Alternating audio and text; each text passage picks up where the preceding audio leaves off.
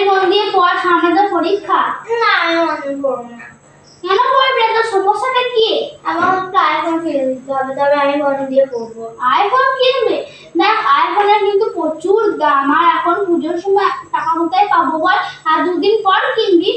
আমি জানি না, আমাকে আইফোন কিনে দিতেই হবে, দিতেই হবে, দিতেই হবে। তুই এখন আইফোন নিয়ে কি বা করবি? আমাদের কত বড় হয় তখন কলেজে পড়বি, তখন আইফোন কিনবি। না আমি আইফোন চাই চাই চাই, আমাকে আইফোন কিনে দিতেই হবে। কি তোর এত বড় সাহস, তুই আইফোন কিনবি? আমাকে আইফোন কিনে দাও।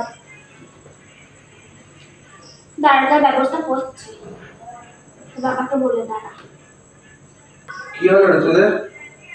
তোকে পড়াতে পড়াতে কি হলো? ওকে মারলি কেন তুই? ওর কাছে শুনলাম মারলাম আমি। আমি একটা ওর কাছে আইফোন চেয়েছি। আইফোন? তো তোর আইফোন কিনে দিতে পারছিস না? বাচ্চা মেয়েটাকে তুই মারধর করছিস, তোকে বোঝাইতে পারছিস না? ওকে আমি কত বোঝাই, আমার আইফোনের কত দাম জানো? হ্যাঁ তুই কি হয়েছে? আইফোনের কত দাম রে? ওকে জিজ্ঞেস করো কত দাম। কত দাম রে একটা আইফোনের? 1,20,000 টাকা।